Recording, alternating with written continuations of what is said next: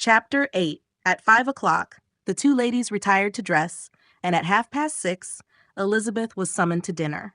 To the civil inquiries which then poured in, and amongst which she had the pleasure of distinguishing the much superior solicitude of Mr. Bingley's, she could not make a very favorable answer. Jane was by no means better. The sisters, on hearing this, repeated 3 or 4 times how much they were grieved, how shocking it was to have a bad cold, and how excessively they disliked being ill themselves, and then thought no more of the matter. And their indifference towards Jane, when not immediately before them, restored Elizabeth to the enjoyment of all her former dislike. Their brother, indeed, was the only one of the party whom she could regard with any complacency. His anxiety for Jane was evident, and his attentions to herself most pleasing, and they prevented her from feeling herself so much an intruder as she believed she was considered by the others. She had very little notice from any but him.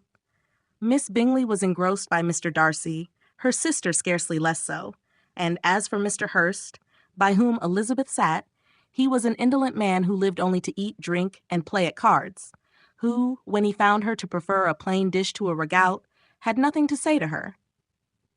When dinner was over, she returned directly to Jane, and Miss Bingley began abusing her as soon as she was out of the room.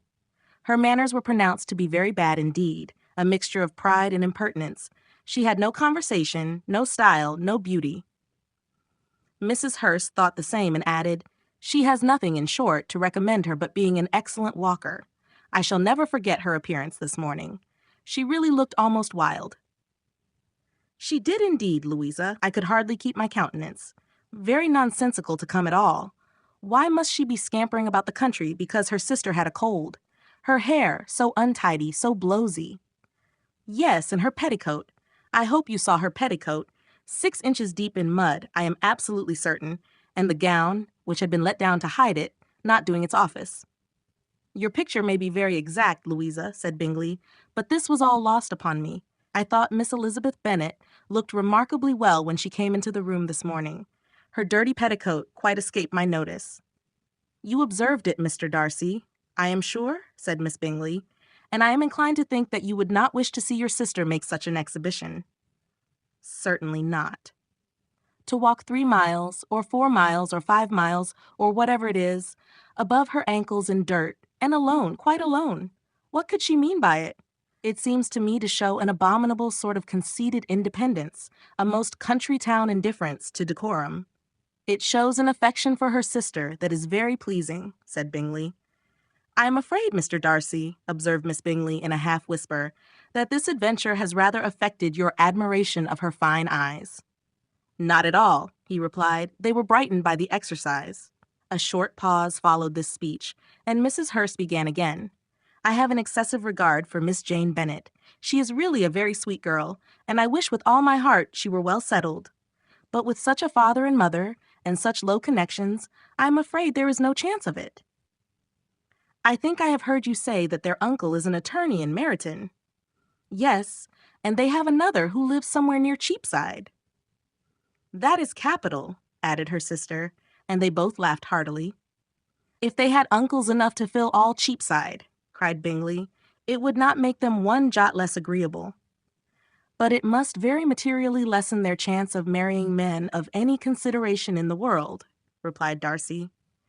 To this speech Bingley made no answer, but his sisters gave it their hearty assent, and indulged their mirth for some time at the expense of their dear friend's vulgar relations. With a renewal of tenderness, however, they returned to her room on leaving the dining parlor, and sat with her till summoned to coffee. She was still very poorly, and Elizabeth would not quit her at all till late in the evening, when she had the comfort of seeing her sleep, and when it seemed to her rather right than pleasant that she should go downstairs herself. On entering the drawing-room, she found the whole party at loo, and was immediately invited to join them, but, suspecting them to be playing high, she declined it, and, making her sister the excuse, said she would amuse herself for the short time she could stay below with a book. Mr. Hurst looked at her with astonishment. "Do you prefer reading to cards?" said he. "That is rather singular." "Miss Eliza Bennet," said Miss Bingley, "despises cards. She is a great reader, and has no pleasure in anything else." "I deserve neither such praise nor such censure," cried Elizabeth. "I am not a great reader, and I have pleasure in many things." "In nursing your sister, I am sure you have pleasure," said Bingley, "and I hope it will be soon increased by seeing her quite well." Elizabeth thanked him from her heart, and then walked towards the table where a few books were lying. He immediately offered to fetch her others, all that his library afforded. "And I wish my collection were larger for your benefit and my own credit. But I am an idle fellow, and though I have not many, I have more than I ever looked into." Elizabeth assured him that she could suit herself perfectly with those in the room. "I am astonished," said Miss Bingley, "that my father should have left so small a collection of books. What a delightful library you have at Pemberley, Mr. Wickham, Darcy." "It ought to be good," he replied. "It has been the work of many generations. And then you have added so much to it yourself. You are always buying books. I cannot comprehend the neglect of a family library in such days as these." "Neglect! I am sure you neglect nothing that can add to the beauties of that noble place. Charles, when you build your house, I wish it may be half as delightful as Pemberley." "I wish it may. But I would really advise you to make your purchase in that neighborhood, and take Pemberley for a kind of model. There is not a finer county in England than Derbyshire." "With all my heart. I will buy Pemberley itself if Darcy will sell it. I am talking of possibilities, Charles. Upon my word, Caroline, I should think it more possible to get Pemberley by purchase than by imitation." Elizabeth was so much caught with what passed as to leave her very little attention for her book, and soon laying it wholly aside, she drew near the card table and stationed herself between Mr. Bingley and his eldest sister to observe the game. "Is Miss Darcy much grown since the spring?" said Miss Bingley. "Will she be as tall as I am?" "I think she will. She is now about Miss Elizabeth Bennet's height, or rather taller." "How I long to see her again. I never met with anybody who delighted me so much. Such a countenance, such manners, and so extremely accomplished for her age. Her performance on the pianoforte is exquisite." "It is amazing to me," said Bingley, "how young ladies can have patience to be so very accomplished as they all are." "All young ladies accomplished? My dear Charles, what do you mean?"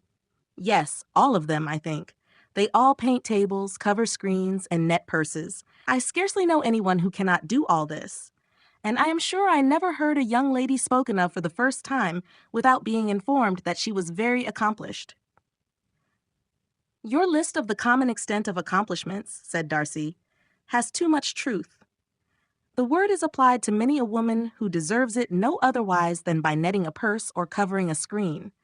But I am very far from agreeing with you in your estimation of ladies in general. I cannot boast of knowing more than half a dozen, in the whole range of my acquaintance, that are really accomplished."